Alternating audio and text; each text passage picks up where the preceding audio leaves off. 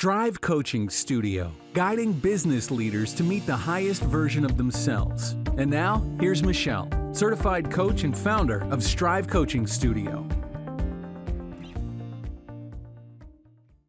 Hello, everybody. I've been thinking, how are your New Year's resolutions going? How are those goals working for you? I recently read some statistics that were not shocking at all. Everyone has heard these before. This will not surprise you, yet they are still remarkable. And I really wanted to share them with you. I found these on the web, so you can find them too, if you wish. If you'd like to dive into any of the details of the statistics that I just found, definitely so much available to you. But this was really striking to me. An estimated 188.9 million adult Americans, which is a little over 74% of the population, say they are determined to learn something new, make a lifestyle change, or set a personal goal in an effort to better themselves in 2021. That was the beginning of 2021. What number and percentage of Americans are putting in together their New Year's resolutions? That happened to be over a 15% increase from the previous year, from 2020. Now, the top 6 categories probably also won't surprise you. They are very traditional. They relate to money, health, career, self-improvement, family, and love. Now, it probably also wouldn't surprise you, although I found it remarkable, that roughly 80% of resolutions are abandoned by February. 80% of that 188.9 million adult American resolutions have already been ditched as of right now. Now, that means statistically, you may be in that category yourself, as am I likely. Now, of men and women of all generations, the statistics say that the main reason we're not able to see 2021 resolutions to success is because we just don't have the willpower. Now, others blame it on forgetting or being too lazy or some other reason, but not having willpower is the number one reason that 80% of resolutions are abandoned by February. Now, I've talked about this a lot myself in other podcasts and classes and other teachings that I've done, and certainly you've heard this before. So I'm not going to carry on about why we quit things or talk about the fact that we probably never really had a good reason for it in the first place. Or more importantly, at least for me, January 1st feels like such an arbitrary date that many times we feel pressured to live up to come up with an answer and commit to something, but we're really not that compelled to carry it through. So I don't want to talk about all of that. I've talked about that plenty, and I do believe those are very, very accurate and fair assessments to make. You can listen to podcasts and you can read and learn all about that if you want to find the resources about all of that. But instead, this story really struck to me, and I wanted to just take a minute to share this story with you because I feel like it's so impactful when it comes to making resolutions and goals and change in our lives, and how we can so deliberately choose what we want to do about those decisions and pursuing the goals or not pursuing the goals. And I just wanted to share this story with you. Sometimes we just have experiences that happen to us and we're able to connect the dots to many other things in our world. And this is just one of them for me. And I really feel like it's one of those where the universe is tapping me on the shoulder and I need to share that. So I just returned from winter break with my family where we went skiing, which has become our annual winter break trip. And it's the only time that we ski all year. Now, you may ski or not ski. Go along with the story for me, regardless. If you ski, you really will get the analogy here. And if you don't ski, you will definitely connect the dots and see where I'm going with this. Now, this has nothing to do with a New Year's resolution or goal setting, because I had no intention of making a goal out of anything that had happened while I was there. In fact, I was of the opinion that if I didn't go to a cold climate again in my entire life, let alone spend a week skiing in it, I would be extremely happy. I'm definitely more of a warm weather girl, and this is not ideally my perfect vacation, but my tune changed. I was truly looking forward to this time with my family, to seeing new views, having new experiences, the scenery, being in a new place, and just soaking it all up and really enjoying and getting pleasure out of that. So I decided to look forward to this trip regardless, but the highlight was not the skiing for me. But it does seem that I am in a season of life where unlearning old bad habits and relearning new ones seems to be a recurring theme right now. And surprisingly to me, this was another one of those. Now, I've been skiing for about 15 years, and I've never been able to push past the blues. And I considered myself to be a fairly decent, but not great skier. My husband, my kids, and their friends and my friends all love the slopes, and they're really great and very advanced. So I needed to decide whether to sit back and retire from skiing, which is fine because I've never loved the skiing, or I needed to choose to do what it takes to become better so I can actually enjoy it with them. Now, I could have gone either way with no regrets. There was no bad decision or wrong decision here, but I made the decision willingly and happily to sign up for an advanced lesson to push myself to handle the moguls, to do the blacks and the diamonds and the challenging terrain and all of the opportunities that were available to me that I couldn't take on right now. So I had a wonderfully skilled advanced level instructor who was ready to take me to the next level. I chose her specifically because I wanted someone who could truly teach me what I needed to safely, that's important, and efficiently get me where I wanted to go, which was to confidently be skiing the challenging terrain and keeping up with my family and kids. Now, it did not go that way at all. Within minutes on the slopes, because she was so talented and so good and had been skiing all her life and was such a high-level advanced instructor, she quickly recognized that I wasn't getting anywhere based on what I was doing right now. It was not even safe to take me to the next level. She and I had to have a chat. She stopped me and said, "Listen, you are skiing instinctively." So she had to explain what was going on. That for 15 years, I've been doing it through survival. And rather than trusting the counterintuitive process of skiing, I was fighting and resisting the gravity of the mountain rather than letting it work with me to my benefit. So I was causing myself so much work and exhaustion, but mostly I was limiting what I was capable of doing in becoming better. Moving on to more challenge would have been a terrible idea, and it would have not ended well or even been an enjoyable experience for me.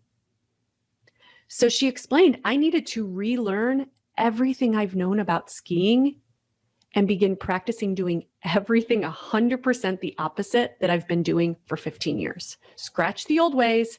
We're going to start over with the basics again. Well, I was not expecting that day. This is not the direction I thought we were going. I was moving forward, not backwards, right? So I thought, okay, I'm going to just give it a try. Let's just see where this goes. And guess what? It wasn't fun. In fact, it pretty much sucked. I literally bounced down the mountain. I heard my helmet hit something hard when I landed. And I thought while laying there, I just need to be quitting this stupid cold weather sport altogether. I mean, are you kidding me? I am far too old to be doing this at this point in my life. That ski lodge is down there and they have some nice hot beverages and a nice hot fire. And that sounds like the right place for me to be right at this very minute instead of here struggling in the cold on the mountain trying to get up. And then I thought about the fact that I do have this lovely instructor to myself for the next 3 hours. And she has committed to, and is very qualified to get me to where I want to go. So I got up and I kept going. I'm just going to give it my best shot. And after a few runs, it started to feel more smooth, more natural, more effortless. And I was actually enjoying it. And it changed everything. I really couldn't even believe that I had gone this long doing it so inefficiently and using so much effort and putting in so much hard work. And then the more I kept doing it, the more comfortable I became and the more I improved. So I started to really appreciate skiing in a new way that I really never had before. Now, if I wanted to move forward, I could, but I couldn't before. I needed to step backwards first and get uncomfortable again before I could move forward. Now, before, I worked so hard and fought my fears and used survival instinct to guide me. And this was not the best fuel to use toward getting me to where I wanted to go. Now I can relax and enjoy it and be confident. I can trust that what feels very counterintuitive will become natural and get me so much further in the long run. So I'm fueling myself with so much more quality and positivity toward the next step. So often, without even realizing it, we operate in life doing things that we need to do or want to do. But we are fueling ourselves with the energy that can only take us so far because it seems to be working okay for us. I was doing the blues. I was getting down. I didn't kill myself. So it seemed to be okay. We don't even recognize that what we're doing to ourselves and what we're really missing out on. So I've been skiing for 15 years, but my fear and my lack of trust and my vigilance and my nervousness is what allowed me to survive it. Every time I got to the bottom without getting hurt was a huge relief for me. Each time I couldn't wait for it to be over safely. Now, I smiled and I seemingly enjoyed myself, even to myself, because I was doing it with my family and because success was defined for me as getting to the bottom safely, unharmed, with no limbs lost or broken neck, knowing I had done it together with my family and we were spending time together. So I was surviving through what was intended to be a fun and enjoyable, relaxing, active, adventurous experience and vacation with my kids. But is that how we really want to define success for such an experience, that I survived it? Now, I really could have chosen to retire from skiing, and I still can at any point if I want to do so. There's nothing wrong with that decision.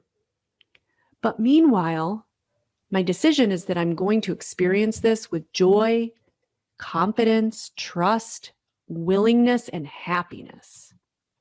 I want to fuel all the things I do in my life with that positive fuel that can show me all the potential that I'm capable of reaching. I want to thrive in the things that I do, not just survive through them. So before I quit or retire or decide against anything in life, I want to make sure I'm choosing that after I've fueled it with the highest quality fuel I can choose and have reached all the potential available to me first. And even if that means I need to relearn something that I thought I already knew how to do, the idea that it could be so much easier and better and more enjoyable by going through that process makes it a worthwhile pursuit for me. Now, many of us have New Year's goals and resolutions, and if you've continued to successfully pursue them and pivot, feel the discomfort, be willing to change your ways and overcome all the urges to go back to your previous habits to get there, then you really deserve great appreciations for yourself. And I hope you give yourself that gift and appreciate it. You deserve it. But for the others who may have already quit, or possibly haven't even admitted to yourself that you've quit yet, in spite of the statistics telling us that we probably already have, consider a couple of these points. First, what's the reason that you want to quit? Is it uncomfortable? Is it harder than you thought it would be? And second, what's the fuel that you're using? Is your reason coming from a place of nervousness, uncertainty, fear, doubt, reluctance? Are you just attempting to survive through it? Now, relearning something is much harder than learning it for the first time. And for adults, being aware of that is the first step. Change can seem uncomfortable, but so what? Survival is no longer the definition of success for our lives. We aren't being hunted or starving or dying in the woods. Surviving is just a baseline. Thriving in life is what our evolved nature considers successful now. So how can you choose to thrive and enjoy and live fully instead? Doesn't that sound so much more enjoyable? So I hope that if there are new goals or plans or ideas that you want to incorporate into your life, that you can bring and approach them with an attitude of thriving. Give yourself the gift and opportunity to experience things to their greatest potential, and then decide whether you still want it or not. It's a gift you can give yourself that only you have the ability to give. Nobody else can give you that, and you deserve that. And listen, most of us see value in having high-level instructors, coaches, and guides to help us get through the challenges that will be in the way toward the goals we want to achieve. Executive coaching is exactly the same.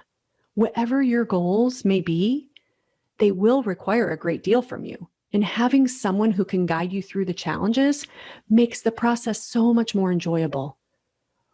You're more likely to get there, and you're much more efficient, and it's a much more productive and satisfying and positive journey. So we're there on your side to share a view and perspective that you're incapable of seeing from where you're standing, just like me on the side of a mountain. So check us out, strivecoachingstudio.com, where we can take you to your next level. Thanks for listening. For more great tips, visit us on strivecoachingstudio.com.